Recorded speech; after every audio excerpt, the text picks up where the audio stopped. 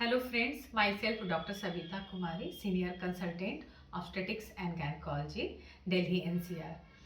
आज मैं एक बहुत इम्पॉर्टेंट टॉपिक पे डिस्कशन करने जा रही हूँ, क्योंकि इस चैनल में हम महिला के स्वास्थ्य संबंधी हर एक पहलुओं की चर्चा करते हैं और उसका क्या सॉल्यूशन है, महिला को किस तरह से कब डॉक्टर को अप्रोच करना है, किन चीज़ों को नॉर्मल और किन चीज़ों को एबनॉर्मल समझते हुए। तो इसी एक सीरीज में मीनोपॉज यानी जब पीरियड माहवारी रुक जाती है, तो उस समय महिला में उसके 3-4 साल पहले और उसके बाद माहवारी बंद होने के बाद वाले सालों क्या क्या दिक्कतें आती हैं और किस तरह से अपने दिक्कतों को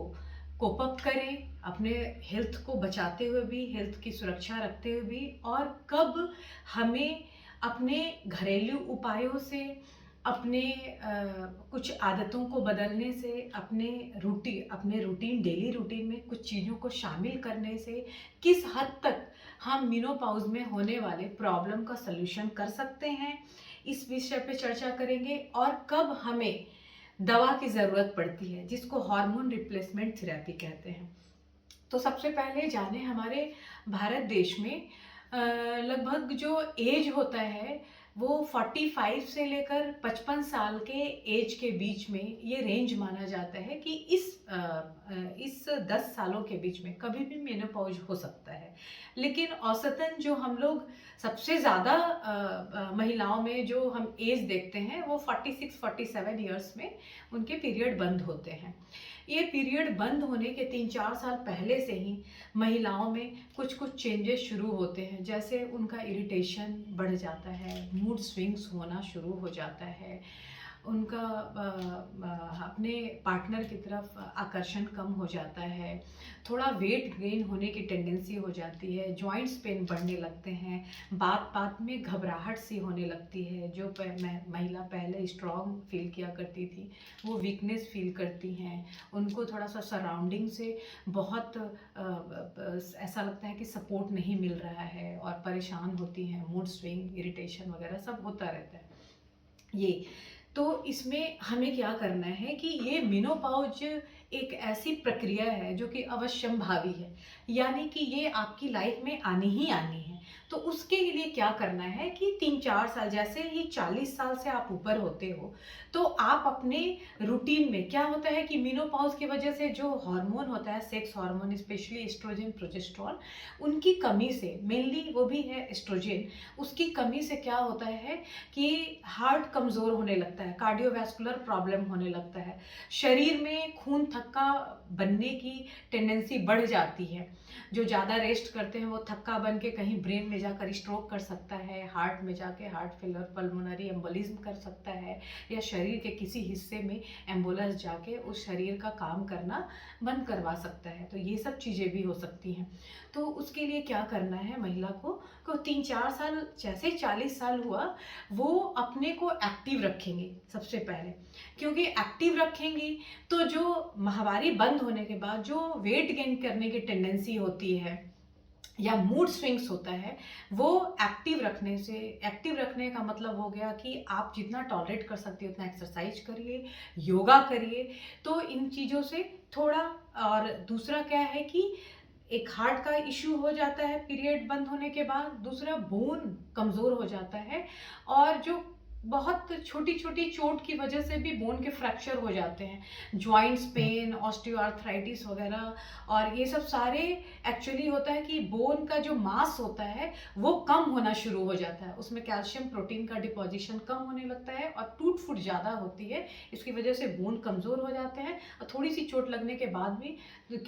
थोड़ी सी चोट जो नॉर्मली बोन जिनका पीरियड आता होता है बर्दाश्त कर सकते हैं, उस छोटे से चोट की वजह से उनका फ्रैक्चर भी हो जाता है। तो एक हार्ट का प्रॉब्लम हो जाता है, बोन का प्रॉब्लम हो जाता है, मूड से रिलेटेड प्रॉब्लम हो जाता है,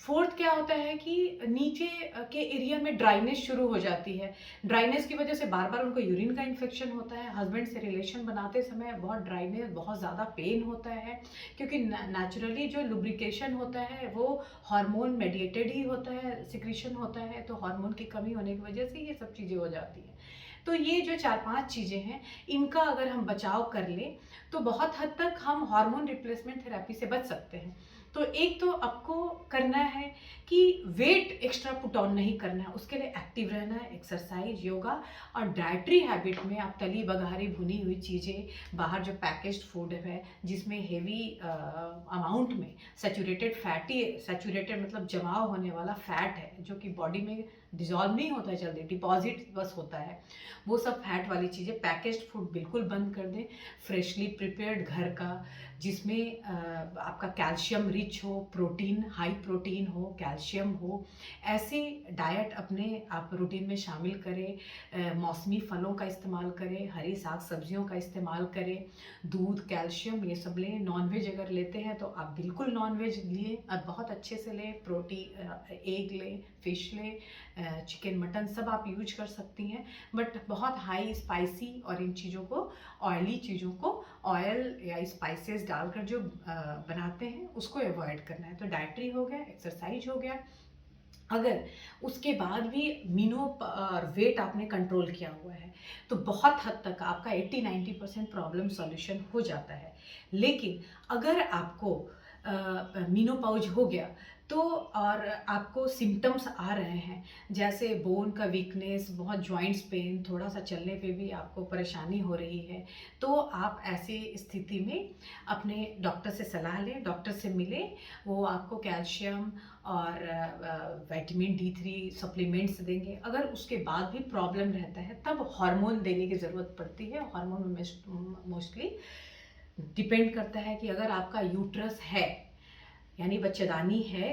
और पीरियड बंद हो गए हैं, और दूसरा है कि बच्चेदानी किसी कारणवश निकल गया है, तो वैसी स्थिति में डिपेंडिंग अपॉन एज वो हार्मोन रिप्लेसमेंट देते हैं। अगर समय 40 साल के अंदर यूट्रस रिमूव हुआ है तो उसका अलग ट्रीटमेंट होता है, 40 साल के बाद का है तो उसका अलग है। तो एक ये है, पीरियड बंद होने के बाद अगर आपका यूट्रस रिमूव हुआ है और उसमें आपको इस तरह की तकलीफ हो रही है, तो उसमें सिंपल एक हम लोग हार्मोन सिर्फ एस्ट्रोजन देने से भी काम चल जाता है। और उसके अलावा बहुत सारे ऐसे प्लांट्स प्रोडक्ट हैं जिसमें नेचुरली हमारे बॉडी में, जैसे जिसको बायो आइडेंटिकल कहते हैं, जो नॉर्मली हमारे बॉडी में हार्मोन जो प्रोड्यूस हो रहे थे उसी तरह का हार्मोन, जैसे सोयाबीन्स होता है, सोया प्लांट्स वगैरह होता है, तो सोया प्रोडक्ट है, वो लेने से ये एस्ट्रोजन की बहुत हद तक कमी और उससे होने वाले बोन फ्रैक्चर का रिस्क या कार्डियोवैस्कुलर हार्ट रिलेटेड प्रॉब्लम या मूड स्विंग्स या पेशाब, यूरोज, नीचे पेशाब और के रास्ते और योनि के रास्ते में ड्राइनेस की वजह से होने वाले बार बार इन्फेक्शन से उसको प्रोटेक्ट किया जा सकता है। तो आज इसी जानकारी के साथ, ये शॉर्ट डिस्क्रिप्शन के साथ आज के लिए धन्यवाद। अगले सीरीज में हम आपको बताएंगे कि किस तरह से हार्मोन रिप्लेसमेंट थेरेपी आपके पोस्ट मेनोपॉजल सिम्टम्स को कंट्रोल करते हैं और कब इनको स्टार्ट करना चाहिए, कितने दिन के लिए स्टार्ट करना चाहिए, क्या इसके रिस्क फैक्टर्स हैं, ये अगले एपिसोड में आपको बताएंगे। धन्यवाद।